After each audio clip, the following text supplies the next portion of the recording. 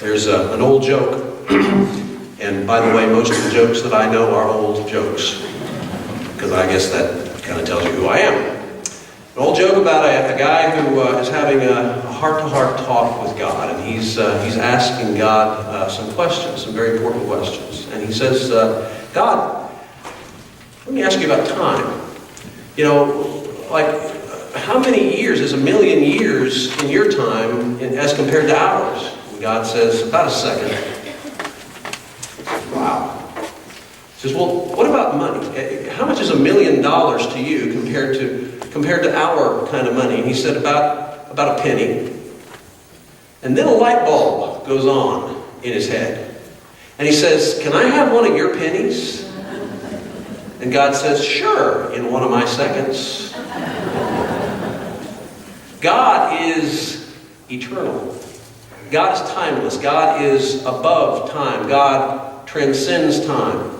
The Psalm tells us, before the mountains were brought forth, or ever you had formed the earth and the world, even from everlasting to everlasting, you are God. And the Psalm puts time in perspective. For 1,000 years in your sight are like yesterday when it is past, and like a watch in the night.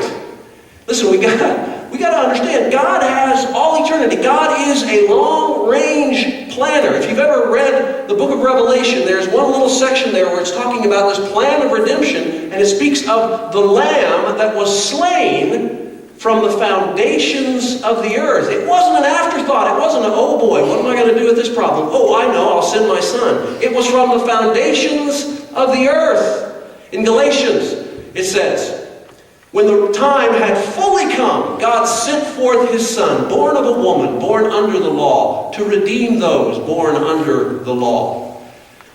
Today is Epiphany Sunday. I've been talking about that. It's the day that in many cultures, actually Epiphany is January the 6th. This is still Christmas season. You can still do your Christmas shopping, okay?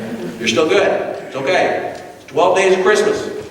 But in some cultures, Epiphany Day is known as Three Kings Day. You know the story.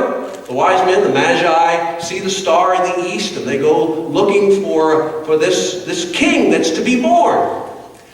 And you got to stop and think about that just a minute. This star, we have no idea what it was. No clue. You know, was it a comet? Was it a star? Was it some kind of extraterrestrial phenomenon that we don't know anything about? But if it was a comet, how many years does it take Halley's Comet to make one of its revolutions around the sun?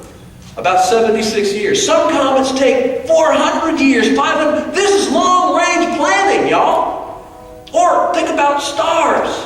Do you realize when you go out and you look at the stars at night, do you realize that what you are seeing is something, you're seeing light that's no longer there. I mean, you're seeing something that happened millions of years ago. Just for perspective, think about the amount of time it takes for the light to get from the sun to the planet Earth. About 8 minutes. That's traveling 186,000 miles per second. You look at the stars and you think of the infinite distances. That light, some of those stars may have already burned out because it happened so long ago. This is long-term planning. God is infinite. We are finite. The Psalm says, you carry them away like a flood. They are like asleep. In the morning they are like grass which grows up. In the morning it flourishes and grows up. In the evening it is cut down and withers. We are transient. We don't last. A couple of years ago, my son, while he was still in college, our younger son, brought his girlfriend home during spring break. She was a cute girl. I liked her a lot. While she was visiting with us, Celeste pulled out some of the old picture albums and started looking through them, and she found a picture of me when I was about Joe's age. Yeah? Right?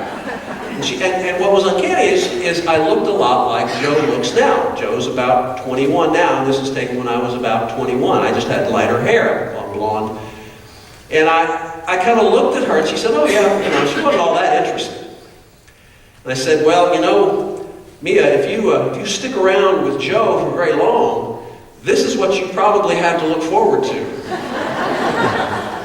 And she looked at me and she said, well, that wouldn't be so bad.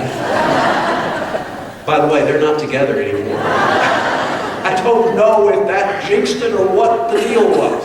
But folks, we are living clocks. Human beings are living clocks. What is it when a baby is born? You start saying, well, is he crawling yet? Is he pulling up yet? Is he teething? Is he shaving? Is he married? Look at me. But look at that. I'm a living clock. I didn't look like that when I was 21. I didn't look like this when I was 21. We all are living clocks. Time, I was reading a book on philosophy one time, and it struck me, one of those rare moments of epiphany for me, that creation itself was the invention of time. That's when time literally began. Before that, all was timeless and eternal. But where there is growth and decay, where there are geological ages, where you've got stuff happening, where there's change, that is like a living clock. I love what Albert Einstein said. He said the only reason time was invented was so that everything didn't happen at once. Amen? Can you imagine if everything happened at once? You got to be at this meeting, you got to get the kids to school, you got this deadline, you got this. Sometimes you may feel this way. The only person who could handle it if everything was happening at once is God, or maybe a mother. Right? But what this does is it puts us in the position of having to make choices. We have to make decisions. Ecclesiastes says to everything, this is just a part of this great lyrical passage, to everything there is a season, a time for every purpose under heaven, a time to be born and a time to die, a time to plant and a time to pluck what is planted, a time to break down and a time to build up, a time to weep and a time to laugh. I used to say to my boys when they were small, look, maturity is knowing how to act when. Isn't that smart? Maturity is knowing how to, that's one of those few things I said, yeah, that's good. Maturity is knowing how to act when. There's a time to be silly. There's a time to be goofy. There's a time to be serious. And there's a time to be sober. And it's knowing how to act at what particular time. But one of the most sobering of passages, verses in this psalm, so teach us to number our days, that we may gain a heart of wisdom. Make us aware, my days are not infinite. Henry David Thoreau once said, my brother, that's not Henry David Thoreau, is it? My brother used to quote Dirty Harry. He would say,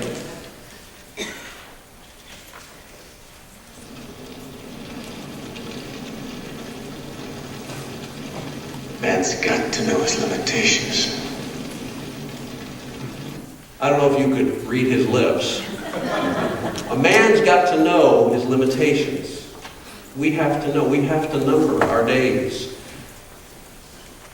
Ephesians says, see then that you walk circumspectly, not as fools, but as wise, redeeming the time, because the days are evil. The phrase there, redeeming the time, can be translated making the most of the time. But I like that phrase, redeeming the time. Because that's exactly what God has done, isn't it? God has come into our world. He has taken on our flesh. He has put himself in time to redeem all of us, to redeem creation.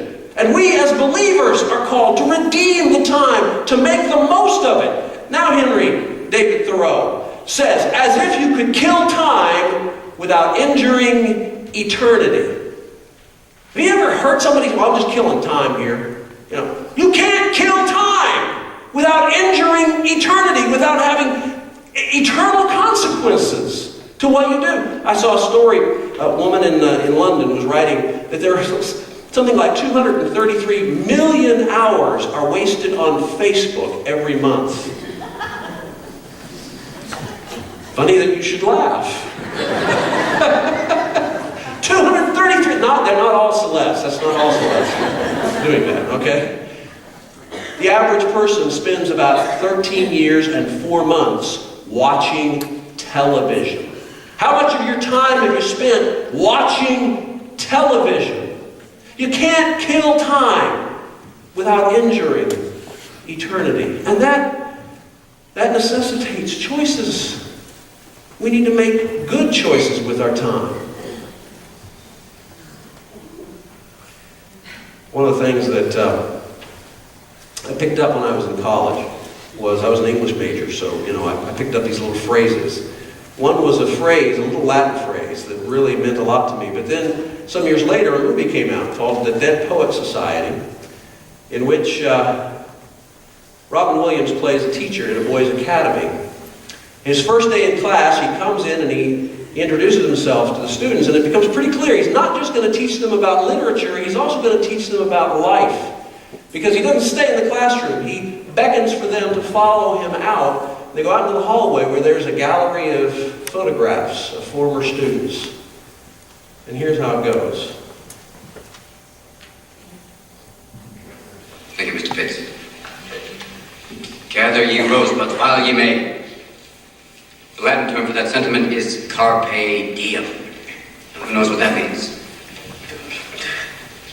Carpe diem. That seize the day. Very good, Mr. Meeks. Another unusual name. Seize the day. Gather ye rosebuds while ye may. Why does the writer use these lines?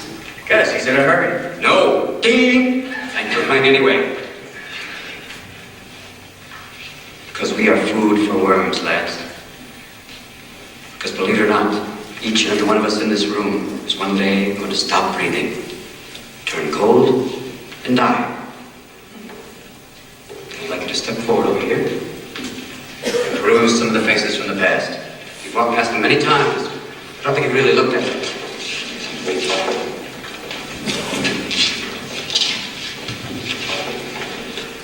They're not that different from you, are they? Same haircuts, full of hormones, just like you. Invincible, just like you feel. The world is their oyster. They believe they're destined for great things, just like many of you. Their eyes are full of hope, just like you. Did they wait till it was too late to make from their lives even one iota of what they were capable? Because you see, gentlemen, these boys are now fertilizing daffodils. If you listen real close, you can hear them whisper their legacy to you. Go on, lean in. Listen. You hear it?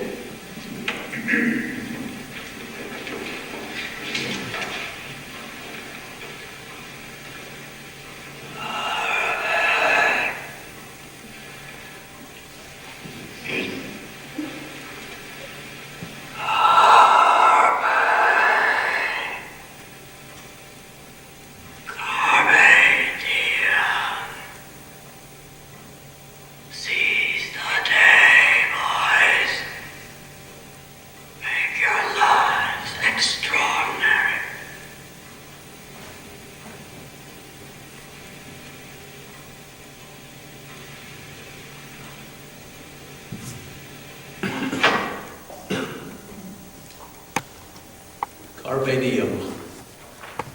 Seize the day. I think Jesus understood that